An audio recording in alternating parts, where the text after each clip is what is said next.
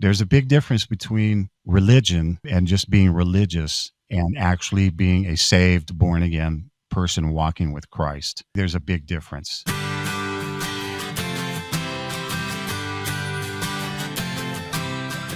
You are listening to the Christian Music Archive podcast, part of the New Release Today podcast network.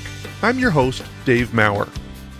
Each week, I share stories about Christ, community, and music, chatting with musical guests who you will find listed on the pages of the Christian Music Archive. There are thousands of creative men and women who have helped shape the soundtrack of the Christian faith, and we get to hear their stories, learn about how Christ has made a difference in their life, and hopefully along the way, we'll learn how we can be a better part of our community. We'll get to our interview in just a minute, but I'm excited to first tell you about the Work of Mercy, Inc. in Colombia. They have a project there called Soy Satura, which is helping feed kids who are crossing the border from Venezuela to go to school. You see, the schools in Venezuela are not very good, so moms are taking their kids to school in Colombia where they can get a decent education. Now, the Colombia government is willing to provide an education to these kids, but they won't feed them like they do the Colombian children. And most of these kids from Venezuela are from really poor families that don't even have money to feed their kids. So Mercy Inc. is taking soybeans to create both food and juice that they are able to feed these kids, sometimes the only meal they will get in a day. I sure would like to share more about the Soy Satura project and how you can get involved. Would you head over to the website christianmusicarchive.com/mercy so you can learn how you can help feed these kids? Our intent is to make a difference around the world through this podcast, and one of the ways we do that is through the Work of Mercy, Inc. So again, head over to christianmusicarchive.com/mercy and discover how you can make a difference to the children of Venezuela. My guest today was a member of some band. And no, I'm not trying to be secretive or protect the identity of my guest. But if you are a fan of early 80s Christian pop, you'll recognize the background music you're hearing as Steve Taylor. And that sax you hear is Dave Thrush. Today, we get to hear about Dave Thrush's career as part of Steve Taylor and some band. But we'll also hear about his religion being changed into a relationship with Jesus Christ. Dave is going to share that his decision to follow Christ didn't necessarily make everything go smoothly. In fact, he experienced just the opposite. But his relationship with Jesus definitely helped him through some tough times. So let's let Dave tell his story and jump into the conversation I had with Dave Thrush.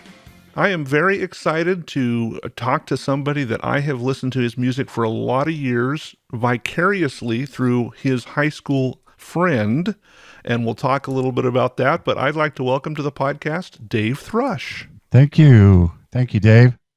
Hey, we are the Daves we know. That's right. We got to be careful. We might start a band or something. Uh-oh. Dangerous. I first discovered you on the credits of an album from Steve Taylor. That is correct. That was my intro into Christian music. So how did you meet Steve and how did you get started playing with Steve? Well, we were in high school, jazz band together, believe it or not. Okay. Yeah, 1975, 76, North Glen High School. North Glen, Colorado, a suburb of Denver, and we were in the same class. So, and I got to know Steve, and he got to know me. And I was the Catholic kid, raised in the Catholic church. He was the Baptist preacher's kid, and we just, started getting coffee and stuff and hanging out. And we were in jazz band, so we saw each other every day. And that's where I first met him. So did he come up to you and say, hey, I'm starting this band, I need a sax player, would you help me out? Or how did that connection happen? Well, that was a few years later. He had already finished college pretty much. I went to CSU, Colorado State, for a year and then dropped out because I hated college. And I just wanted to play, man, I was actually working a job for a couple of years after 1 year at CSU.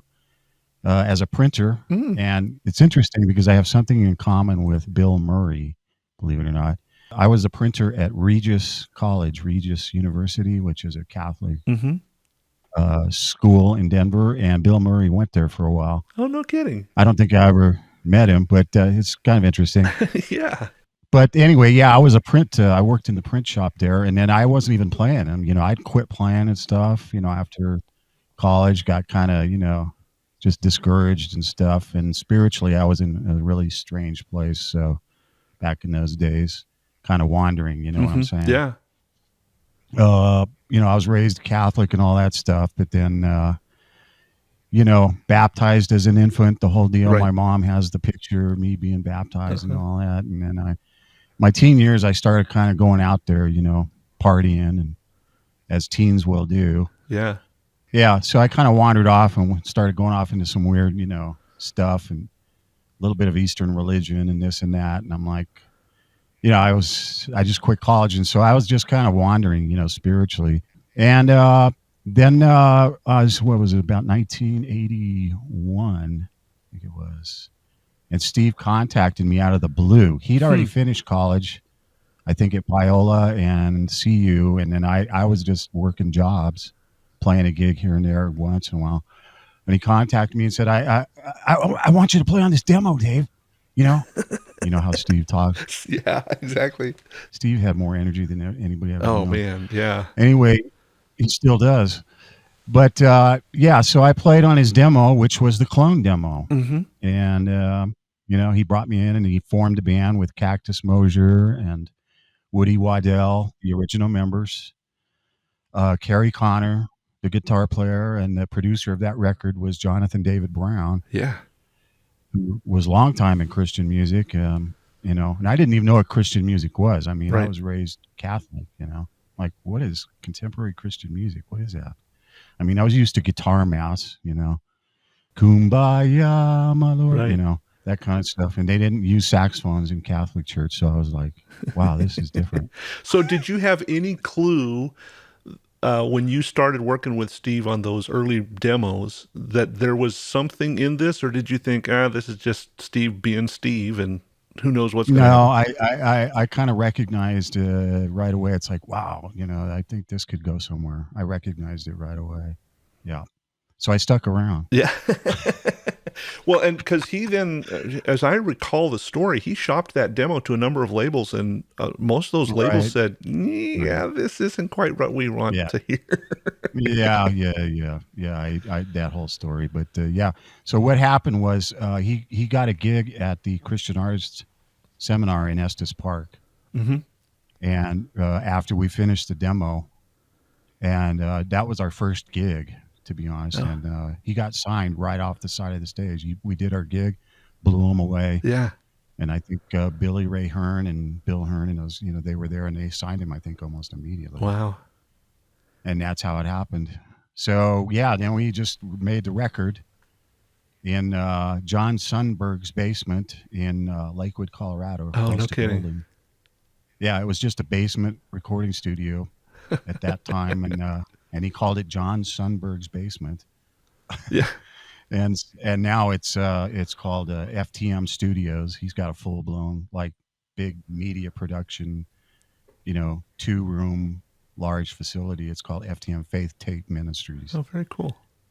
Back in those days, Jonathan David Brown was the producer, and he stuck me in the shower stall for the Clone recording. Natural That's where I reverb. recorded. Yeah, natural reverb. Yeah, it's kind of like this, natural reverb like that. Right. Well, so Steve started touring that. You went along with him, and you toured with him ultimately for 5 or so years, right? It was more than that. It was almost 7. Wow. Almost 7 years. I was an original member of that band, like I said, with Cactus, who's now married to Winona Judd, believe it or not. Isn't that wild? Crazy, huh? And I've met her. Yeah, it's crazy, man. This whole thing has been a crazy ride the last 40 years. So, anyway, we went on the road, and I think we played like a Calvary Chapel in California, one of our first gigs. Costa Mesa, Chuck Smith. I think that might have been one of our first gigs, actually. Wow. In that church, and we were jumping up and down on the stage, and I'm not sure they quite understood what we were about, but so that was interesting. And then we just went and started touring, man. What's interesting is I ended up playing at a Calvary Chapel years later in the worship band. Oh, So wow. Yeah. yeah, like many years later. Full circle. Full circle. Full circle, yeah. Well, Right. well, you went on with Steve and you toured the world, but when Mhm. you finished up with Steve Taylor, you ended up moving to Mhm. LA, right? Yeah, I did. And then Steve just disbanded some band. Mm-hmm. We did that one last record, which was what was it? Yeah, I think it was the I Predict record. He finished that, and then he decided to move to Nashville, and so he disbanded the some band thing and wanted to go out to Nashville. And I stayed in L.A. Mm. and just started doing different stuff. You know, the L.A. thing. I did some jazz stuff with a guy named Rob Mullins, who's a great keyboard guy, and played some jazz festivals and that sort of thing with him out. And we did a radio show, opened for Tom Scott once. So I was just doing the kind of the musician thing in LA, you know, after that. So were you doing mostly hired gun stuff or studio stuff? For a while, I wasn't doing a lot of studio stuff, just very little of that. It's hard to get into that Mm. scene in you know, in LA, because it's like, you know, you got to die to get into a spot there. Yeah.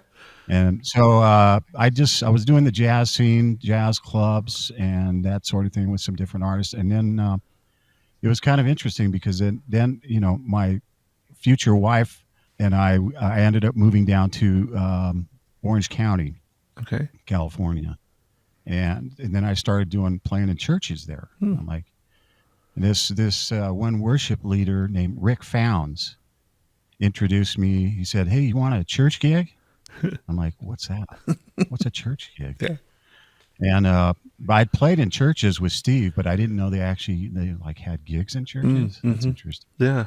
Yeah. So Rick Founds, who wrote the song "Lord, I Lift Your Name on High," Mm. Okay, that Rick. he's Yeah. the songwriter of that. He asked me, "Hey, you want a church gig at my church?" And I'm like, "Yeah, cool."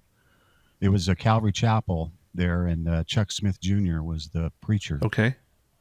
and probably the only Calvary Chapel that ever used a saxophone. I think. I think Chuck was you know, he did things differently than his dad, and so he's like, "Yeah, I'm gonna have a rock band," you know. Oh, fun. But yeah, so I played there for 6 years, and then I moved to Orange County, and then I got married. My wife and I got married, and we lived in Laguna for a while, and that's where my first son, was born. So, and he's quite a story. My son, you know, he was a 2 pounder preemie, Mm. and 2 pounds 2 ounces, and 2 months early, and that's quite a story because I mean, they even suggested abortion at one point. I'm like, what are you talking about? Yeah. I'm not going to abort my own child, Right. because they said he's going to be deformed. I'm like, no, that ain't happening. I'm pro-life, Yeah. strong pro-life. And so he was born early, and he was about the size of a loaf of bread. You know, I have pictures of that. Wow. And now he's 28, married, and he's got a 4-year degree from CCU, Colorado Christian Wow. University. Wow. So yeah. So how when your son was born so preemie, you had your faith to fall back on, but I'm sure Right. that was a difficult time. I mean, that's got to have been, Oh yeah. Lord, what's going on? Oh yeah, definitely. We didn't know what was going on. You know, it was my wife had a lot of complications, Mm-hmm. something called toxemia. Mm.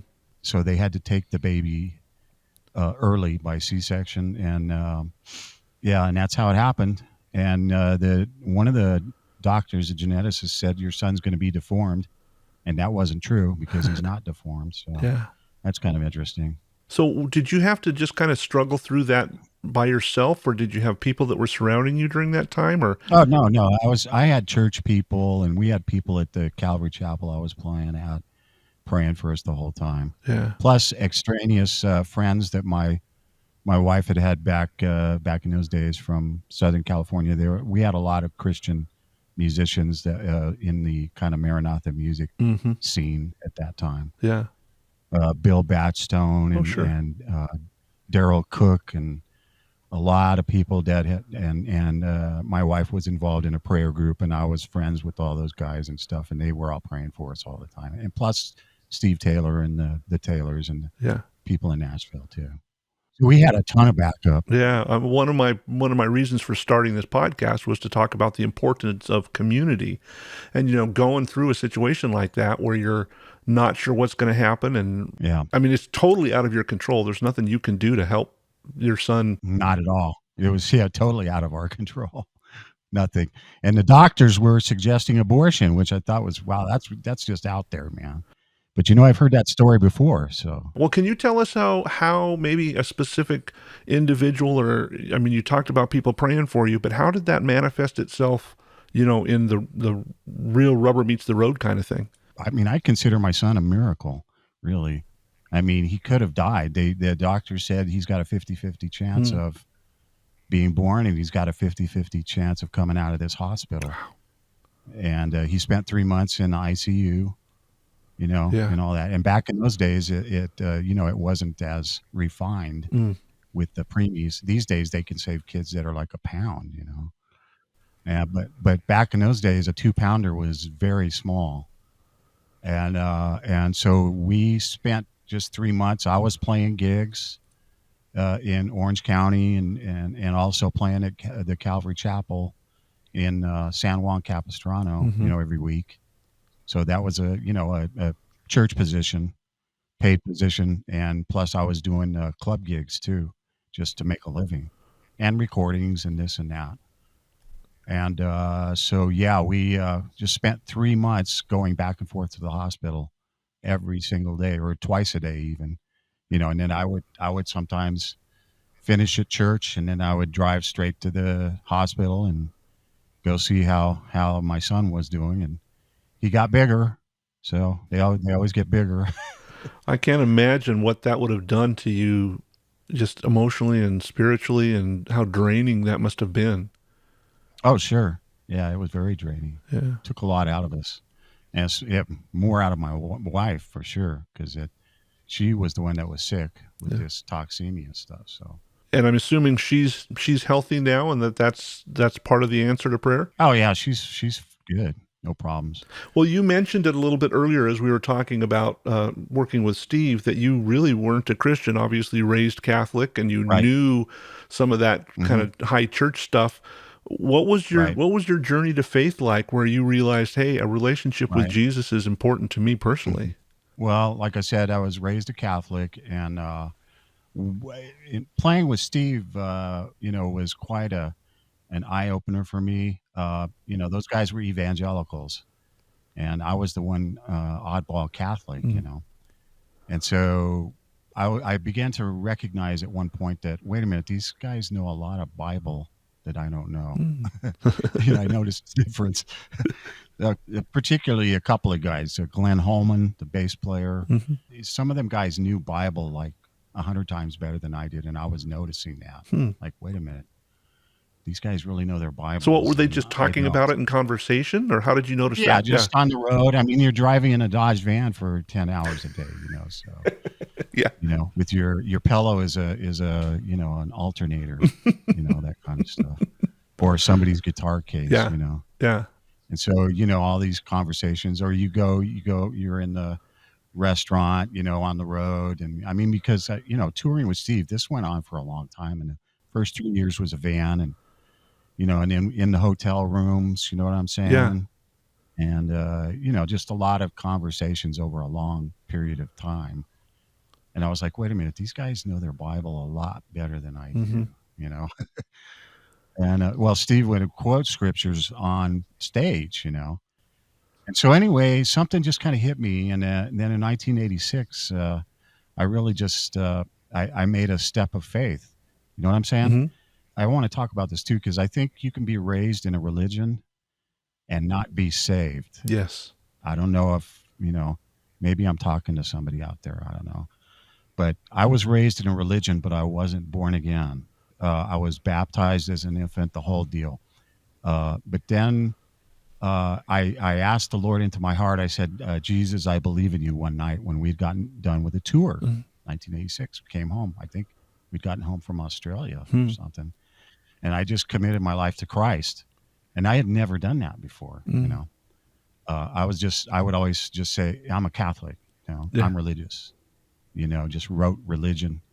But and then that's when the crazy stuff started. The spiritual warfare started happening. Yeah. Really, was when I confessed Christ for real. But then I started reading my Bible. Like, hey, wait a minute. Jesus is saying you must be born again. Mm. What does that mean? Well, I think I just did that. Mm. And the story of Nicodemus, and Jesus is telling Nicodemus, who was a Pharisee, religious dude, Yeah. Yeah. the religious dude of the religious dudes, and he said, "You must be born again." And I'm like, wow, how come I never read that? I never learned these scriptures and other things, that I started seeing in the Bible, like there is one mediator between men and God, and that is Christ Jesus. Yeah. There is only one mediator.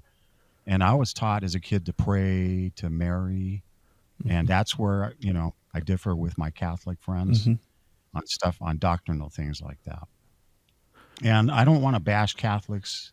I don't bash them. I just say, look, I'm a born again Christian. Okay, I'm saved, and I've gotten into numerous debates with my Catholic, including my own family. My mom is 85; she's still Mm-hmm. Catholic, and we've just learned to agree to disagree on some issues. So, Dave, what did that prayer, how did that change? You said that you started seeing some spiritual warfare, but Oh, big time. what did that change do to you that made it say, oh, religion is more than rote stuff, it's a relationship? How did that manifest itself Right. for you? Well, I just started talking about, stuff like the Bible. I started reading the Bible for myself. Mm-hmm. I'd never been taught that, Yeah. growing up as a Catholic. I had never been taught that. It's like, no, the priest does that, Mm. and that's the priest's job, and he's the intermediator. And then I read, wait a minute, there's only one intermediary, and that is Christ Jesus. I'm like, that's different than I grew up learning. You know what I'm saying? Yeah. And so I just started reading the Bible really for myself, Yeah. and then I moved to California. I left my house here, in Colorado, and then went out and moved to California. And then I got involved in an evangelical church, and that was that Calvary Chapel, because I'd never been taught really Bible. Mm. I mean, I'd heard scriptures as a kid Yeah. from priests, but it was just little bitty bits. And I never was taught that, you should get into the Bible for yourself. Mm-hmm. You know what I'm saying? Yeah. And there's a big difference between religion and just being religious, Yeah. and actually being a saved, born again person walking with Christ. And that, to me, there's a big difference. And so I just started reading the Bible, really. I Mm-hmm. picked one up, and all this time surrounding me were these people, I think, who were probably praying for me, Mm-hmm.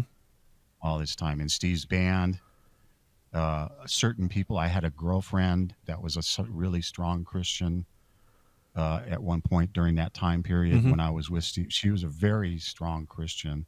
I know she was probably praying for me and stuff. Yeah. So, and all these other people, Steve Taylor's sister, Dawn, I think all these people had been praying for me for a long time, Yeah. and then all of a sudden, man, I just woke up. Yeah. Light bulb went on.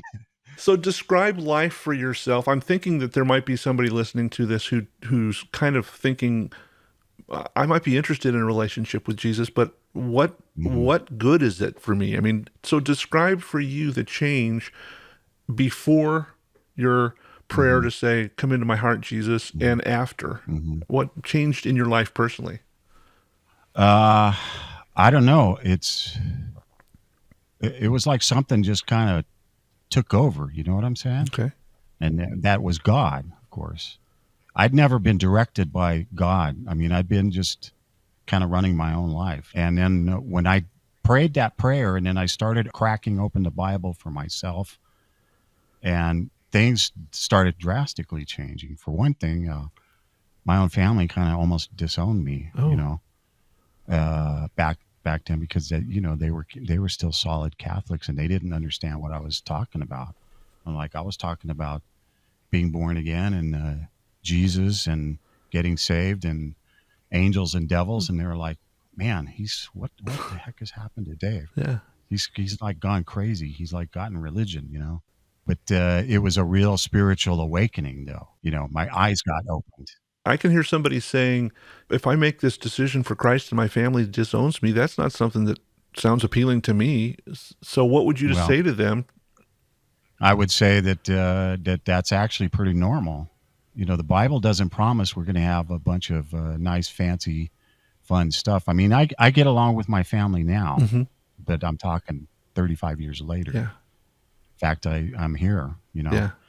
and we get along okay now. But back in those days, there was a real division, Mm. you know, Yeah. and the word talks about that too, you know, that once you decide to follow Christ, the world is going to start not liking you or even hating you.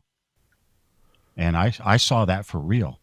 And I think, you know, over especially in evangelical circles over the last 30 years, we've been told it's going to be all roses and colorful and beautiful, and you're going to be rich. And I'm like, no, that wasn't my experience.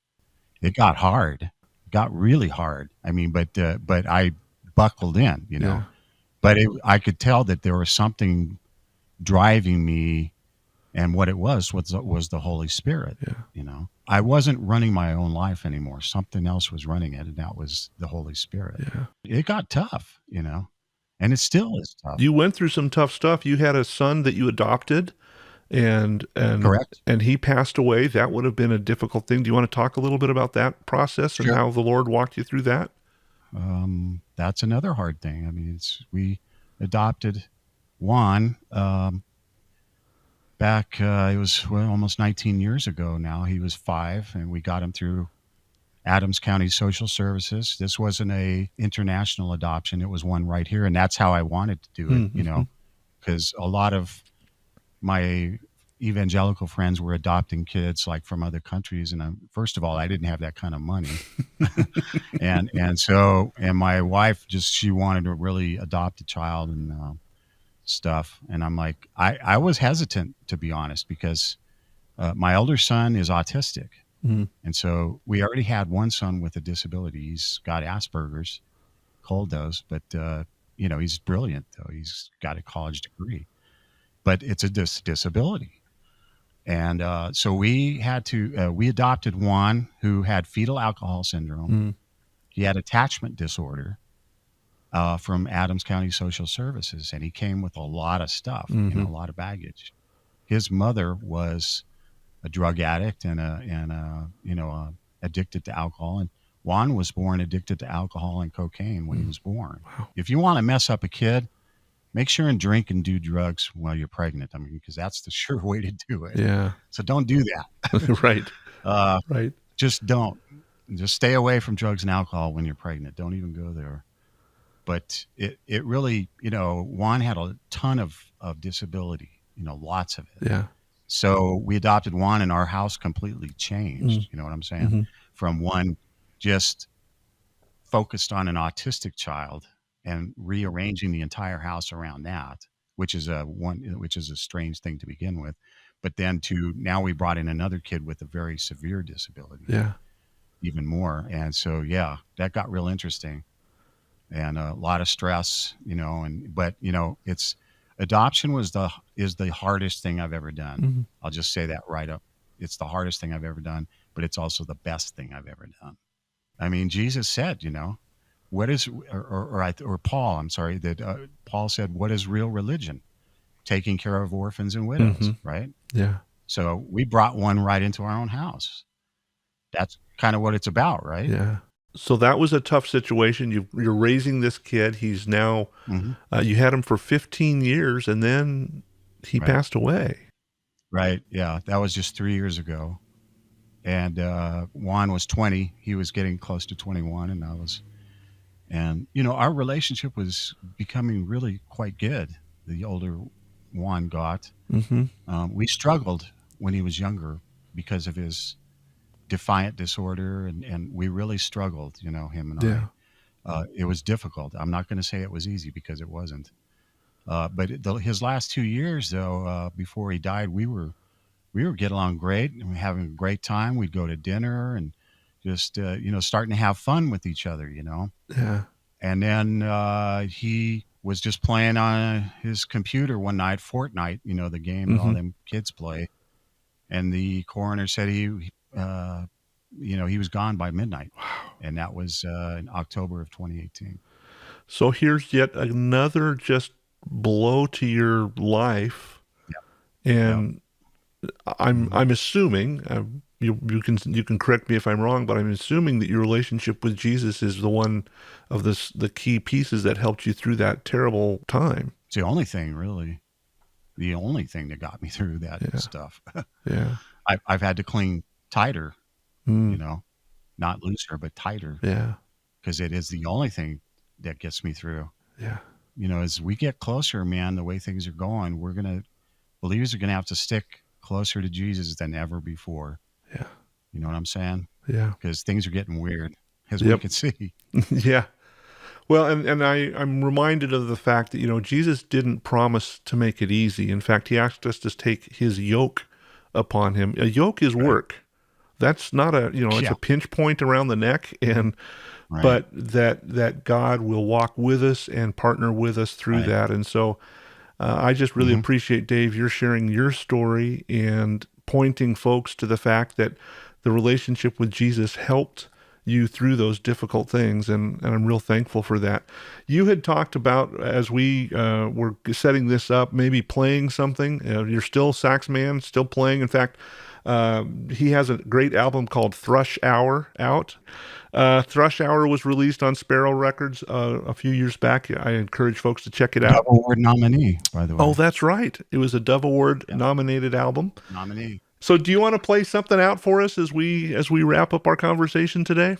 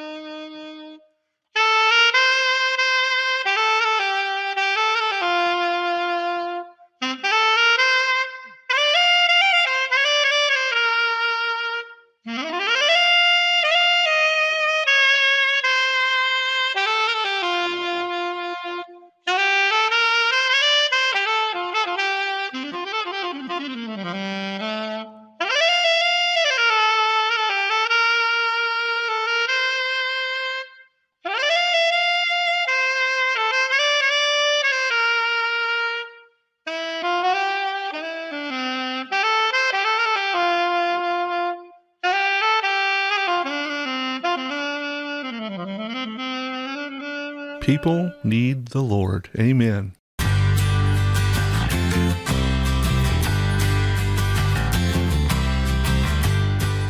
We send out a newsletter every Saturday asking folks to pray for people who have made Christian music and who are involved in that and have been involved in that. How specifically can we be praying for you, Dave, in the weeks and months ahead? Well, I could maybe get my career on track a little better and pull out of this pandemic and just start, playing music again. It's starting to come back, but I think that specifically, just to get out and start playing again.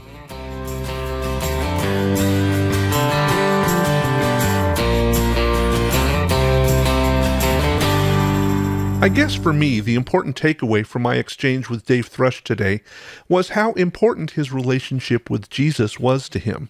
So many times we hear people's testimony about how wonderful everything was after they became a Christ follower.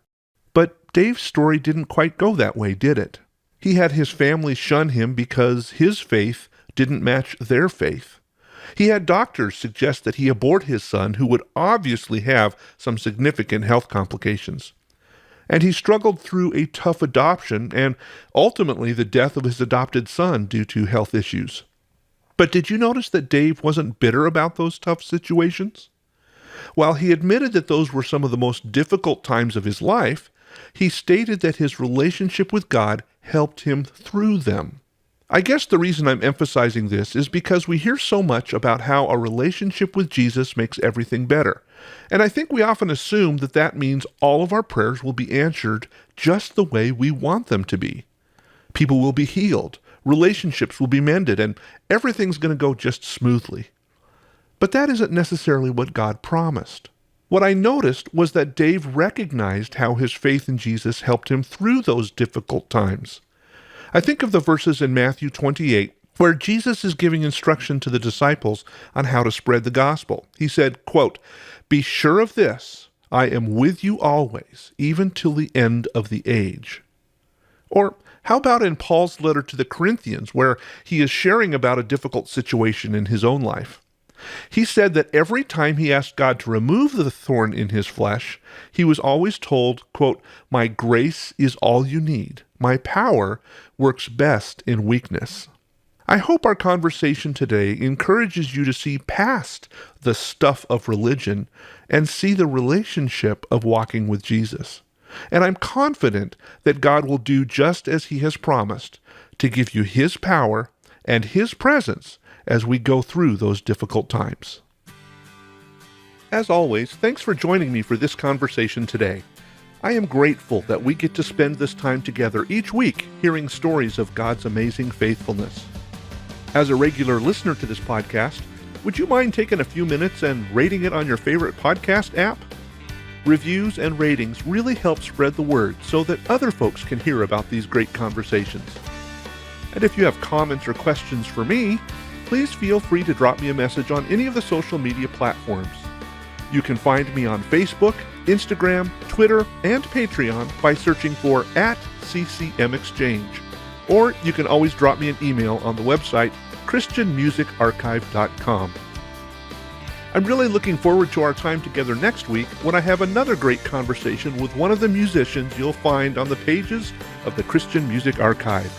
So until then, remember this: God loves you. In fact, he's crazy about you.